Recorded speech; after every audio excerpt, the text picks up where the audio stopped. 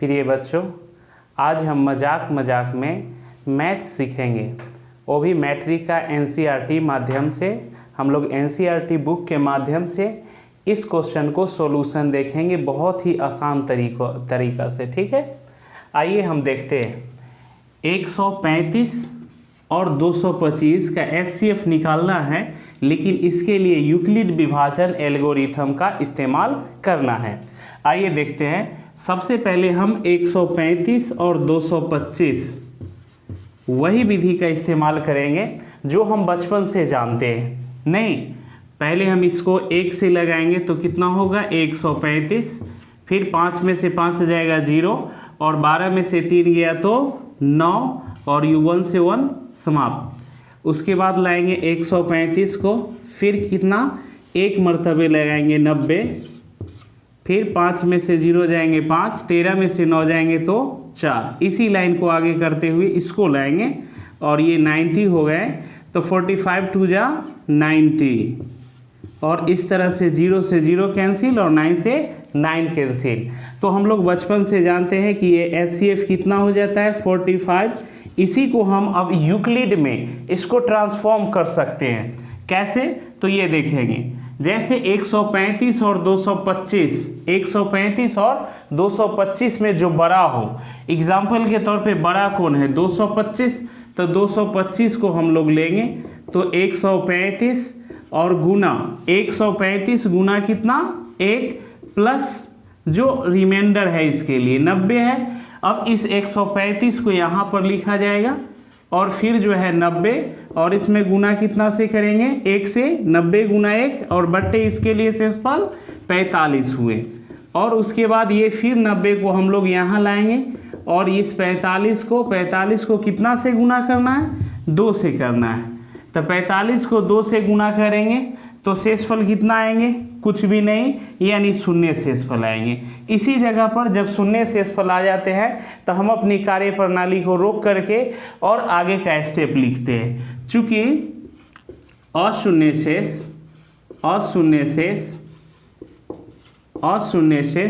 यानी कि शून्य से जस्ट पहले जो होंगे, तो अशून्य शेष कौन हो गए 45। इसीलिए एचसीएफ बराबर 45। अतः एक रिपोर्ट भी जारी करना है जिसमें आपको लिखना है कि अतः 135 और 225 का एचसीएफ 45 है। उसके बाद हम लोग नेक्स्ट क्वेश्चन की ओर चलेंगे। 196 और 38 220। ठीक है, आइए देखते हैं क्वेश्चन नंबर 2 को सॉल्यूशन। 196 जो है 196, फिर वही करेंगे रफ 196 और 38 220। पहले 1 से लगाएंगे तो 196, घटाएंगे 12 में से 6 गया तो 6, और ये 7 एक हासिल लेंगे 17, 17 में से 9 गया 8, और ये 2 में से 1 जाएंगे 1। अब यहाँ से कितना लाएंगे 2। अब फिर इसको हम 9 से लगाएंगे, 9 छक 54 के 4 हासिल 5, 9 नमा 81 और 5 86 हासिल 8, और 9 एकम 9 8 17। फिर इसको हम सब्ट्रैक्शन करेंगे 12 - 4 = 8, और ये 5 होंगे 1 हासिल लेंगे तो 15 में से 6 जाएगा तो 9, और ये 7 से 7, और ये गया। अब ऊपर से 0 उतारेंगे और इस तरह से कितना 5 टाइम में इसको 6 5 जा 30 हासिल 3, 9 5 जा 45 और 3 48 हो जाएंगे, और 5 1 जा 5, और उसके बाद हम लोग जो 4 हासिल जो बचा हुआ था उसको ऐड करेंगे तो 4 5 9, 0 से 0 8 से 8 और 9 से 9। तो इस तरह से जब हम इसको यूक्लिड में डालेंगे तो ये हो जाएंगे 38 220 बराबर 196 गुने 195 जोड़ 0। ध्यान दिया जाए कि यहाँ पर 196 को अगर 195 से गुना करेंगे तो हमको ये 38 220 आ जाएगा, और शेषफल कितना है 0, इसीलिए हम शून्य लिखे हैं। एक ही स्टेप में इस क्वेश्चन को सॉल्यूशन देंगे और अंतिम में लिखेंगे चूँकि अशून्य शेष अशून्य शेष कितना है 196 है, इसीलिए HCF कितने होंगे, HCF बराबर 196 होंगे। अतः 38220 एवं 196 का HCF 196 है। अब हम लोग क्या करेंगे कि अभी 867 और 255 का बनाने का प्रयास करेंगे कि इसको हम कर कैसे सकते हैं। क्वेश्चन नंबर 2 और क्वेश्चन नंबर 1 को हम पहले ही सोल्यूशन देख चुके हैं। अब यहाँ पर हम 255 और 867 इसको हम अगर हम 3 से लगाते हैं तो 5 या 15 हासिल 1, 5 या 15 1 16 और 2 या 6 1 7। 7 में से 5 घटाएंगे तो 2, 6 में से 6 गया 0, 8 में से 7 गया तो 1। अब इस 255 को लाएंगे। 255 कितना मरतबे लगाएंगे, 2 मरतबे, 2 दूना 4, 0 का 0, 2 एकम 2, 5 में से 4 घटाएंगे 1, 5 में से 0 जाएगा 5, 2 से 2 खत्म। अब इसको यहाँ पर लाएंगे 102, 51 के 2 से अगर आप गुना करेंगे तो कितना हो जाएगा 102। इसी को हम अब यूक्लिड में ट्रांसफॉर्म करेंगे। देखिए यहाँ पर सबसे बड़ा अंक क्या था 867, 867, इसको हम 255 गुने कितना करेंगे 3 करेंगे और जोड़ेंगे कितना 102, क्योंकि इसके लिए जो है ये 3 मरतबे लगा है और शेषफल के रूप में कितना आ रहा है 102।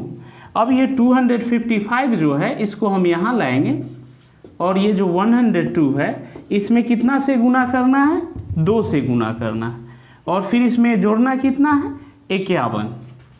फिर अब ये 102 को यहाँ लाएंगे और उसके बाद क्या होगा 51 में कितना से गुना करेंगे 2 से करेंगे और इसमें शेषफल क्या हो जाएगा 0 होगा, क्योंकि नीचे कुछ बचा ही नहीं। अब यहाँ पर हम लोग वही लिखेंगे कि चूंकि अशून्य शेष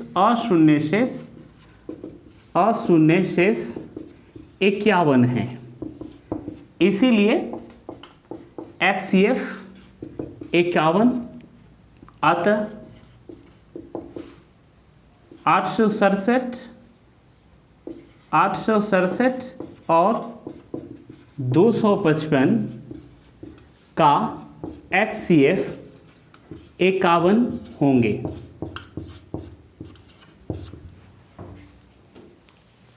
ठीक है। ये प्रिय बच्चों, अब हम लोग क्वेश्चन नंबर 2 की तरफ चलेंगे। क्वेश्चन नंबर 2 को देखिए, दर्शाइए कि कोई भी धनात्मक विषम पूर्णांक, कौन सा पूर्णांक है यहाँ पर विषम पूर्णांक है। विषम, आप लोग बचपन में एक खेल खेले होंगे, याद है बचपन में खेल हम लोग कौन सा खेलते थे, काक की दोष। मुट्ठी में कोई भी चीज़ को बंद करके और काक की दोष खेला जाता था। तो उस चीज़ का उपयोग हम लोग यहाँ आसानी से कर सकते हैं।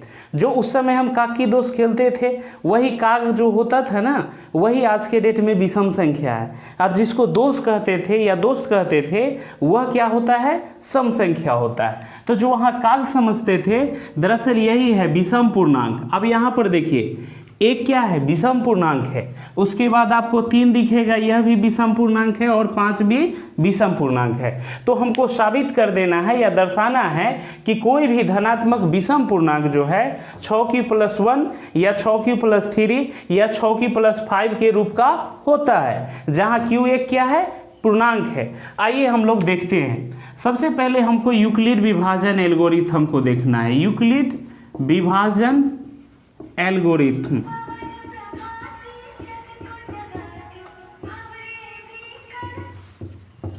यूक्लिड विभाजन एल्गोरिथम से, यूक्लिड विभाजन एल्गोरिथम कहता क्या है a बराबर BQ+R। दोस्तों यहाँ पर देखेंगे कि हमको करना क्या है। आपको पता है कि आटा से हम क्या क्या बना सकते हैं। गेहूं का आटा से हम रोटी भी बना सकते हैं और गेहूं के आटा से हम लोग अगर ज़रूरत पड़े और मजबूरी हो तो कढ़ी भी बनाया जा सकता है। ठीक है, तो अगर कढ़ी बनाना हो या फिर रोटी बनाना हो तो दोनों में हम पानी की मात्रा अलग अलग डालेंगे, अन्यथा क्या होगा, एक जैसा पानी की मात्रा नहीं डाल सकते। जैसे अगर हमको रोटी बनाना है और उसमें ज़्यादा पानी डाल देंगे तो फिर वो रोटी के बजाय कढ़ी बनने लायक हो जाएगा, ठीक है ना। तो उसी तरह से जो क्वेश्चन में यहाँ कहा है, क्वेश्चन में क्या कहा है कि 6 और यहाँ पर भी देखेंगे 6, तो यहाँ पर हम लोग क्या करेंगे कि b बराबर 6 ले लेंगे। कितना लेंगे, 6 लेंगे। जैसे हम लोग रोटी बनाना है कि कढ़ी, उसका डिसीजन हम लोग पहले ले लेते हैं और उसके अनुसार पानी की मात्रा का निर्धारण करते हैं। उसी तरह से ये क्वेश्चन में भी देखेंगे कि 6 तीनों जगह पर है, इसीलिए हम b बराबर कितना 6 वो भी क्या किए हैं, मान लिए हैं। ठीक उसी तरह से जैसे पानी की मात्रा पहले ही डिसाइडेड हम लोग कर लेते हैं। अब हम लोग देखेंगे कि यहाँ पर a बराबर कितना हो जाएगा, यदि b का मान हम 6 डालें तो, अगर 6 डालते हैं b का मान तो यहाँ पर क्या हो जाएगा, r बराबर कितना होगा, या तो 0, 1, 2, 3, 4 एवं 5। बस यही इसका मतलब समझिए कि दुनिया के किसी भी संख्या में यदि आप 6 से डिवाइड करते हो, दुनिया के किसी भी संख्या में यदि आप 6 से भाग देते हो तो आपका शेषफल 0, 1, 2, 3, 4 एवं 5 ही होंगे, यानी न इससे कम आ सकते हैं, अर्थात 0 से न कम आएंगे न 5 से बढ़ेंगे। आज आगे की ओर हम लोग देखते हैं कि अब क्या करना है। तो लिखेंगे यहाँ पर कि जब r बराबर 0 तब, जब r बराबर 0 तब यहाँ से इस स्टेप को जोड़ेंगे, a बराबर 6q। और देखिए यहाँ पर r का वैल्यू हम यहाँ पर क्या दिए, r का वैल्यू यहाँ पर हम लोग 0 डालने का प्रयास करेंगे। और आपको पता है कि 0 दुनिया के किसी भी संख्या में जोड़िए घटाइए उससे कोई फर्क नहीं पड़ता है, अतः यह 6q का 6q ही रहेंगे। अब आगे देखेंगे कि जब r का वैल्यू हम लोग 1 डालेंगे तब क्या होगा कि a बराबर 6q प्लस 1। और इसमें आप देखेंगे एक चीज़ कि 6 को 1 से नहीं जोड़ा जा सकता, क्यों, क्योंकि यह q का गुणक है और ये ऐसे ही है, इसको हम लोग नहीं जोड़ सकते, ऐसे ही लिखना है, ठीक है। आगे चलते हैं कि जब r बराबर 2 लेंगे तब a बराबर कितना होगा, तो 6q प्लस 2। जब r बराबर हम लोग 3 लेंगे तब क्या होगा, a बराबर 6q प्लस 3। जब r बराबर हम लोग 4 लेंगे तब a बराबर क्या होगा, 6q प्लस 4। और जब r बराबर हम लोग 5 लेंगे तब यहाँ a बराबर कितना हो जाएगा, 6q प्लस 5।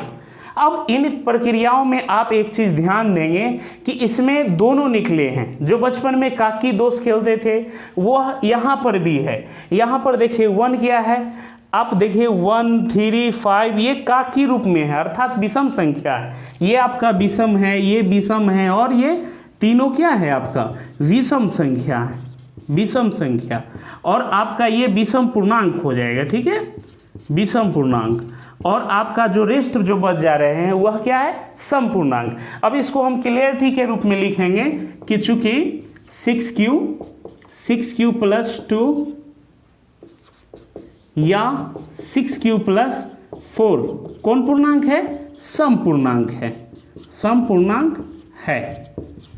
इसीलिए 6q प्लस 1 या 6q प्लस 3 या 6q प्लस 5 कौन सा पूर्णांक साबित हुए, विषम पूर्णांक साबित हुए।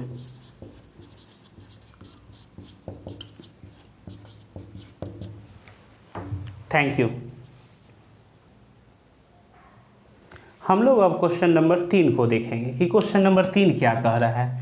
देखिए यहाँ पर कह रहा है कि किसी परेड में 616 सदस्यों वाली एक सेना की टुकड़ी को 32 सदस्यों वाले एक आर्मी बैंड के पीछे मार्च करना है। दोनों समूहों को समान संख्या वाले स्तंभों में मार्च करना है। समान संख्या यानी दोनों को समान रूप से कर देना है, ठीक है। उन स्तंभों की अधिकतम संख्या क्या है जिसमें वे मार्च कर सकते हैं। बच्चों हम लोग देखेंगे कि अधिकतम का मतलब क्या होता है। अधिकतम आप जानते हैं, जखनी न्यूनतम कहे तो माइंड में सेट रखिए कि न्यूनतम कहे तो एलसीएम से संबंधित होता है, और आपको अधिकतम कहे इसका मतलब क्या आपसे पूछ रहा है वो, HCF का डिमांड कर रहा है। क्या चीज़ का डिमांड कर रहा है? HCF का डिमांड कर रहा है। आइए हम लोग देखते हैं कि कैसे। तो सबसे पहले आप देखिए कि 32 है छोटा संख्या, इसको बाहर करेंगे और ये 616 को इसमें लाएंगे और एक मरतबे लगाएंगे। कितना होगा? 32 घटाएंगे, 11 में से 2 जाएगा 9, 5 में से 3 गया 2 और अब इस 6 को उतारेंगे। ठीक है, अब कितना से लगाएंगे? 9 से। 9 दूना 18, हासिल 1, नतिया 27 है 28, घटाएंगे 16 में से 8 गया 8, ये खत्म ना। अब इसको हम आगे बढ़ाएंगे, 32 यहाँ लाएंगे, कितना मरतबे जाएगा? 4 मरतबे, टोटल खत्म। ठीक है, अब इसको हम इसमें लाएंगे। ठीक है, अब यहाँ पर देखिए लिखेंगे यूक्लिड विभाजन एल्गोरिथम से यहाँ पर देखेंगे कि 616 बराबर 32 गुने 19 और जोड़ कितना है? 32 गुने 19 जोड़ कितना? यहाँ पर देख लीजिए 8 है, 8। अब इस 32 को यहाँ लाएंगे तो 8 गुने कितने हो जाएंगे? 4, प्लस इसमें रिमाइंडर कितना होंगे? 0। अब लिखेंगे चूंकि अशून्य शेष 8 है, इसीलिए HCF कितना हुए? 8। परंतु क्वेश्चन हमको कुछ और पूछ रहा है। क्वेश्चन क्या पूछ रहा है कि उन स्तंभों की अधिकतम संख्या क्या है? तो लिखेंगे 616 और 32 में स्तंभों की संख्या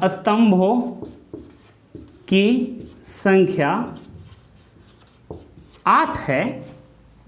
सॉरी, स्तंभों की अधिकतम संख्या 8 है, जिसमें वे मार्च कर सकते हैं।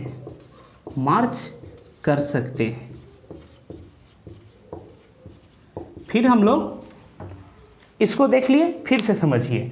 किसी परेड में 616 सदस्यों वाली एक सेना की टुकड़ी को 32 सदस्यों वाली एक आर्मी बैंड के पीछे मार्च करना है। दोनों समूहों को समान संख्या वाले स्तंभों में मार्च करना है। उन स्तंभों की अधिकतम संख्या क्या है जिसमें वे मार्च कर सकते हैं? यानी अधिकतम जो ही पूछेगा आपसे तो वह किस चीज़ का डिमांड कर रहा है? HCF का डिमांड कर रहा है। तो सबसे पहले हम क्या करेंगे कि 32 और 616 का HCF निकालेंगे और फिर उसको यूक्लिड में ट्रांसफॉर्म करेंगे और लास्ट में लिखेंगे कि 616 और 32 में स्तंभों की अधिकतम संख्या 8 है, जिसमें वे क्या कर सकते हैं? मार्च कर सकते हैं।